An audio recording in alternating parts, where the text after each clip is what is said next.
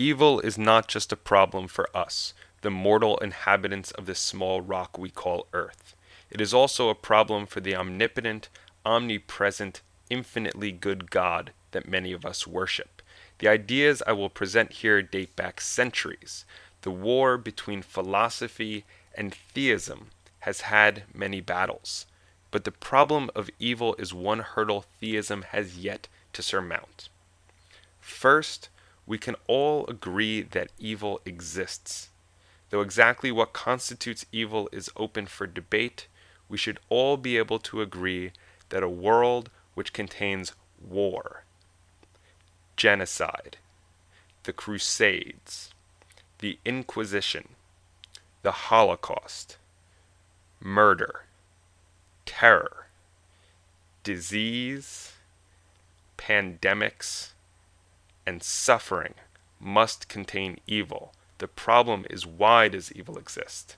If God is all powerful yet chooses not to eradicate evil, then God is malevolent. If God wants to eradicate evil but cannot, then God is impotent. And if God neither wants to eradicate evil nor is able to, why call God God? Essentially, it is logically impossible for an all-good, all-powerful God to exist. And while this doesn't disprove the existence of God, it does force us to rethink our definition of God. Either God must not be all good, or God must not be all powerful. Now, it doesn't matter if God created a perfect world or not. It doesn't matter if evil is the result of some chick eating an apple in a mystical garden 6,000 years ago.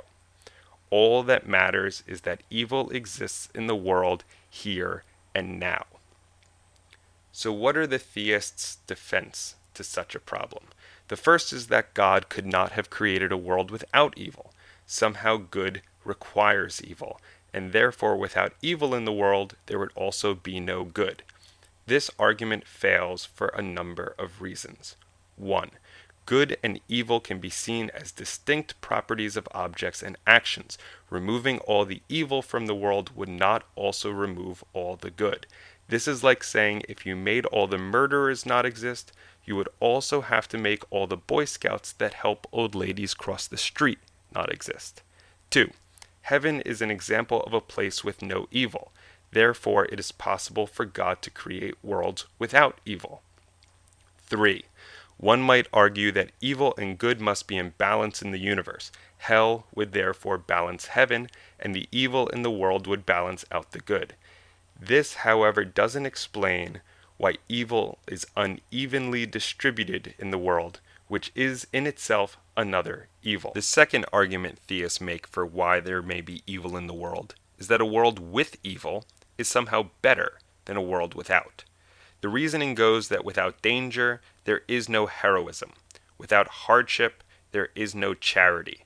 And without suffering, there is no salvation. Again, this argument fails for a number of reasons. 1.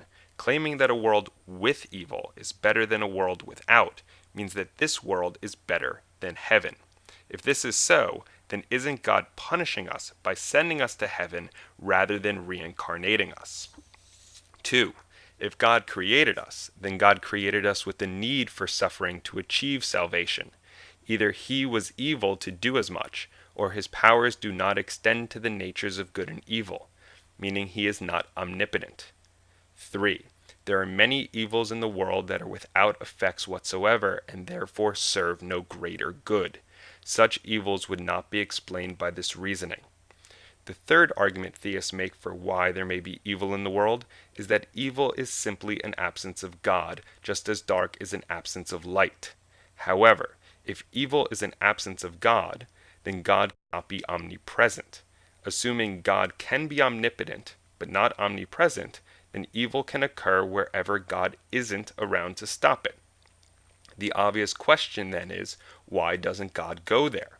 One can also assume that God is not omniscient, and therefore God doesn't know to go where the evil is occurring. But while God stays in one place, he is being evil to those around him who he chooses to let suffer. That being said, it seems ridiculous that one could be omnipotent and yet be unable to know everything or be everywhere.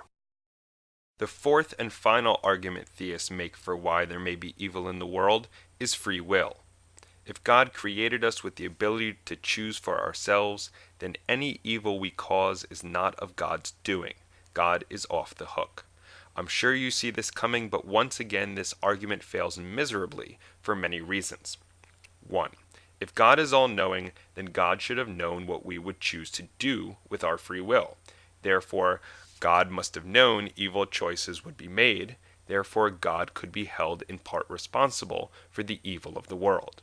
For example, if I create a robot with the potential to destroy my lab, when that robot does destroy the lab, do we blame only the robot, or do I share in the blame? 2. One may argue that free will is itself such a great good that it more than compensates for all the evil we choose to do with it. This is similar to the failed argument presented earlier that a world with evil is better than a world without. 3.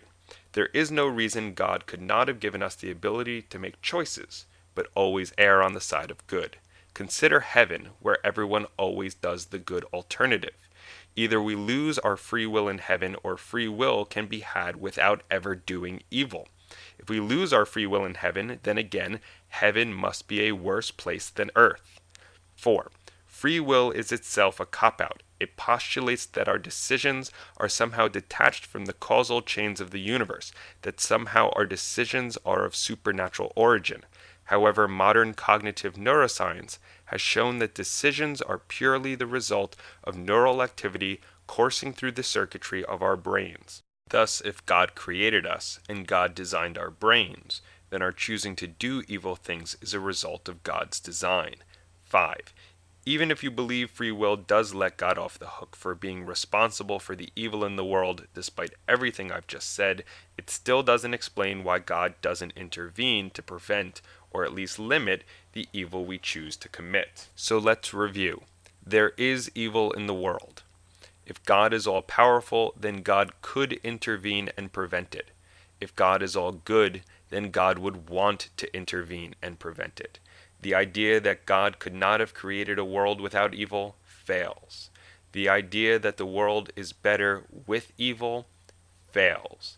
The idea that evil is a lack of God's presence fails. And the idea that free will lets God off the hook fails. So in the end, we are left with the logical fact that if an omnipotent God does exist, God must be responsible for the evil in the world. And therefore God is either not all good or not all powerful.